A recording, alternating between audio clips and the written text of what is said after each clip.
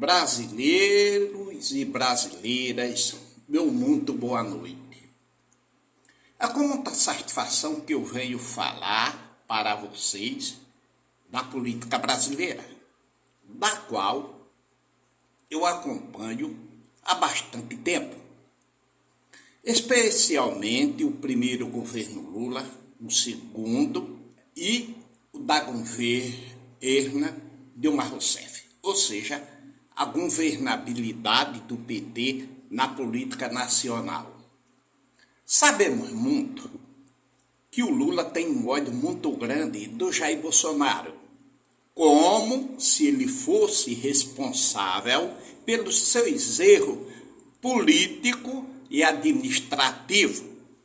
Ora, de quem o Lula deve ter muito ódio é do senhor Roberto Jefferson, que na época do Mensalão, ele chegava na televisão, no Jornal Nacional, no Fantástico, e dizia claramente e abertamente que o Lula era um ladrão, era um corrupto, que estava desviando recurso da Petrobras, da Lava Jato e do Mensalão.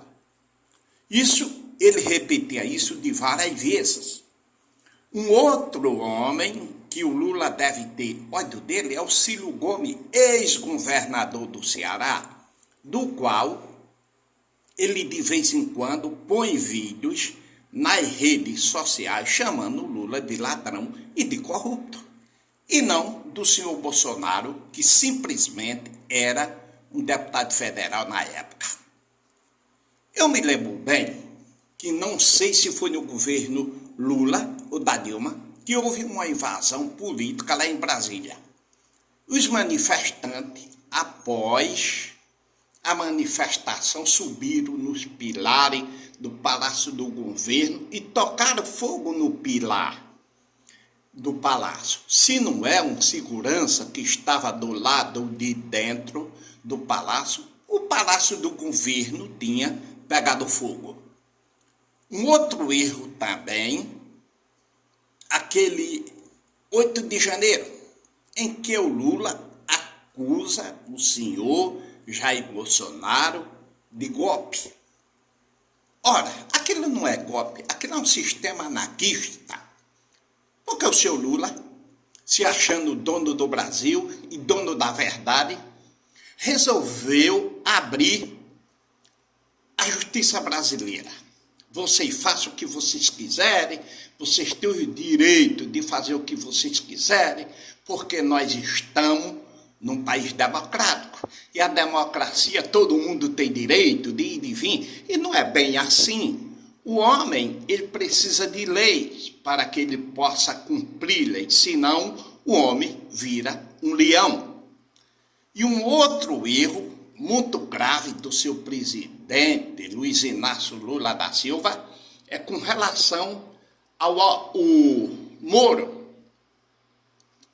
Porque o Moro é simplesmente um juiz federal e que não tem nada a ver das investigações que os investigadores e os delegados federais fizeram em cima do Lula, que buscava qualquer obstáculo para condená-lo, e levou ao conhecimento do juiz Moro, do qual, tendo aquelas papeladas todas em suas mãos, vários vídeos escritos e falados, ele não tinha outra alternativa a não ser a condenar o Lula à prisão. Eu, como juiz, eu faria a mesma coisa. Porque a justiça está lá. Direito de igualdade para todos. E o Lula não é melhor do que ninguém. Especialmente quando o Moro tinha aquilo tudo como prova em sua mão. Isso significa o quê? Que ele tomou uma decisão muito correta e eficaz com a prisão do Lula. Aquele 8 de janeiro, sem dúvida nenhuma, vai ficar marcado na história do Brasil. Porque os três poderes foram invadidos, não é? E destruídos muitas coisas importantes que lá estavam. Aquilo foi uma vergonha para o nosso olho e para o olho da comunidade internacional, não é? E que o senhor Lula, sem dúvida nenhuma, é responsável por 85% daquelas invasões, e não adianta ele aparecer hoje em falar em golpe militar, porque golpe militar não é assim. O golpe militar, o cara chega na tua cabeça, apoia a arma e diz, deixa o poder que quem está governando agora é nós. Tem 24 horas para deixar o país, senão tu vai preso. Isso sucessivamente. O outro caso também que está nos chamando a atenção é do senhor Mauro Cid. As Forças Armadas têm que tomar uma posição com relação a esse cara, tem que mandar prendê-lo incomunicavelmente, porque, devido aos seus erros, o senhor Mauro Cid não pode receber benefícios de delações premiadas da justiça, não é?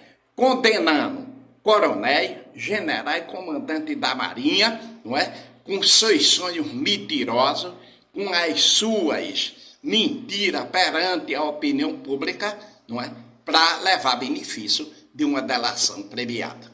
O que acontece é o seguinte, o senhor Mauro Cid, ele está declinando a imagem das 3 Forças Armadas. O senhor Mauro Cid, ele está declinando a imagem do senhor Jair Bolsonaro e tem que ser preso incomunicavelmente para que as Forças Armadas possam, a voltar, ter uma credibilidade e confiança do povo brasileiro. Com relação ao senhor Jair Bolsonaro, o senhor Lula tem que botar na cabeça o seguinte, que o Jair Bolsonaro foi um grande político nacional. Enfrentou no seu governo 2 crises terríveis, como a crise econômica mundial e o coronavírus 19. Ao deixar o poder, deixou o país em fase de crescimento. Vários empregos surgindo no país, dinheiro no banco e o país seguindo com a sua trajetória de crescimento e desenvolvimento social. Então, é isso que o senhor Lula tem que se conscientizar, que o Bolsonaro não é só um líder sul-americano, como um líder brasileiro e um líder mundial. Um outro fator também que o Lula tem que botar na cabeça é o seguinte, o senhor Lula tem que pensar o seguinte, que ele não é o dono do Brasil, ele simplesmente é um presidente igual a todos, que pode estar lá hoje, amanhã não está. Pode estar depois e amanhã não está. E, de repente, aparece um novo presidente com novas ideias, com novos jeitos de trabalho e vai levar o Brasil ao crescimento, ao desenvolvimento social, porque o nosso país é uma nação que não depende exclusivamente do senhor Luiz Inácio Lula da Silva e nem da cúpula do PT. Obrigado e boa tarde.